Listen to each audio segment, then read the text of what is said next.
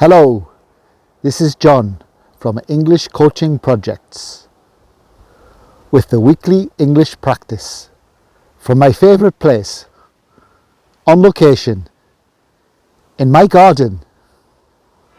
Hello and welcome to the weekly English practice from English Coaching Project. Blah, blah, blah, blah, blah, climate change. Blah, blah, blah, blah, blah, reduce emissions. Blah, blah, blah, blah, blah, profits.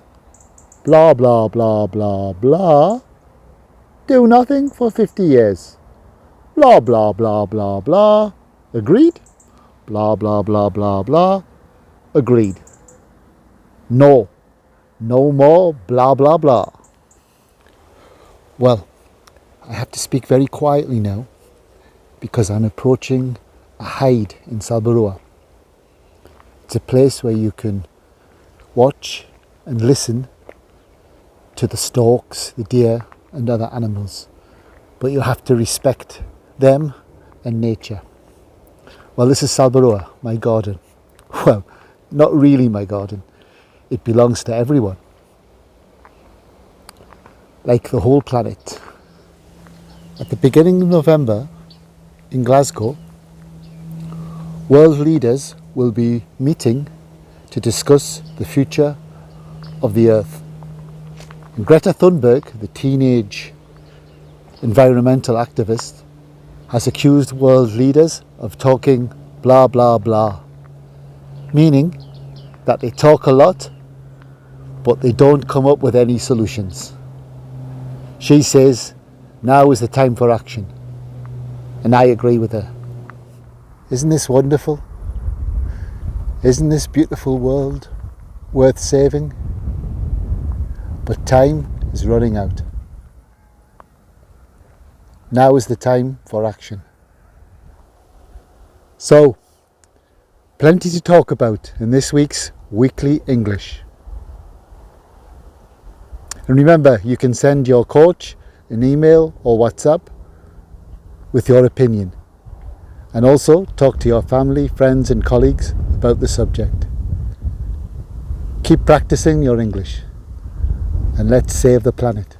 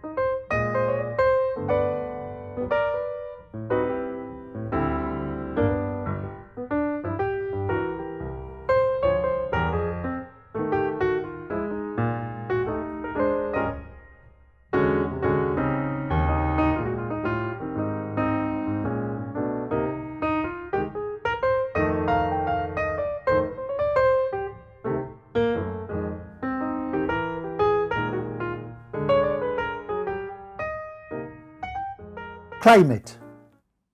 Enough of the blah blah blah. Time for action. The COP26 Climate Summit takes place in Glasgow in November.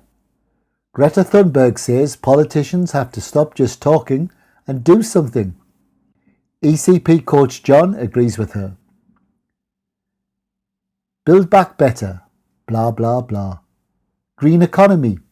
Blah blah blah. Net zero by 2050, blah blah blah. Climate neutral, blah blah blah. This is all we hear from our so-called leaders. Words that sound great, but so far has led to no action, she said. Thunberg, who inspired the global Fridays for Future movement, said that hopes and dreams drown us in empty words and promises, and asked where 30 years of blah blah blah has led us. I agree with Greta, but I think we need to go much further if we are to save the planet for the next generation. The recent IPCC report spelt out the situation starkly. Observed warming of the Earth's surface, attribution of observed warming to human activities, projected increases in future global mean temperature, rising sea levels, and increased frequency of heat waves. This means if we do not unite as a human race and take serious measures together, we will destroy our planet. I do not believe that only individual change is enough. Of course, eating less meat, even going vegan, using your bike instead of a car, and flying less can have a small effect. However, the IPCC report makes it clear that climate change is determined by the system we live under, which is capitalism, a system which puts profit before people and the environment, a system whose representatives were denying climate change was even happening a few years ago. For these reasons, I think a radical program to save the planet is more than necessary. 1. No time to lose. For massive public investment in services, housing and infrastructure to stop emissions and to protect us against climate-related disasters. We need more, better and free public transport. 2. Green capitalism is a lie.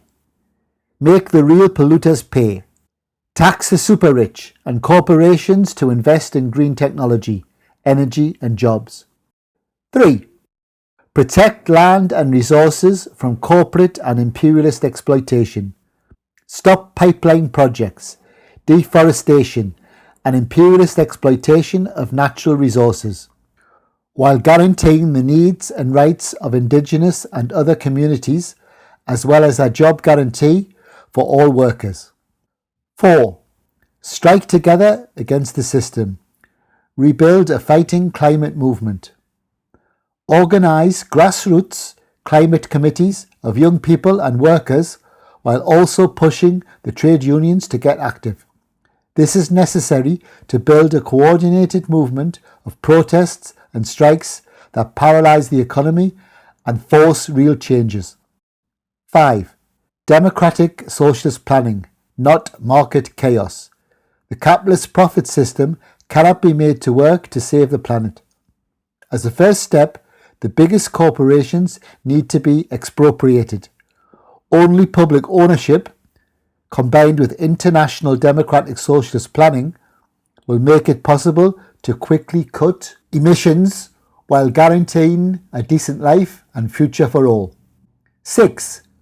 Capitalism is destroying the planet and our jobs. With an overthrow of the current system and the end of exploitation of humans and nature, it will be possible to create millions of well-paid, sustainable jobs and build a new green economy. Only without capitalism and imperialism can we end wars and conflicts and give a real answer to people who are forced to flee their homes as a result of the climate crisis. 7. International worker solidarity instead of capitalist nationalist rivalry. Cancel all foreign debts and scrap patents on green technology, as well as medical and pharmaceutical technology. Knowledge, skills and resources must be shared based on international worker solidarity and cooperation. We are living through a decisive period in the fight against climate change, but world leaders continue to just blah blah and delay, with a lack of any meaningful action to prevent ecological disaster. The COP26 Climate Summit in Glasgow will be no exception to the rule. That is why I will be going with thousands of other people to Scotland to demonstrate for real change. If you want to go too, let me know or click on the following link.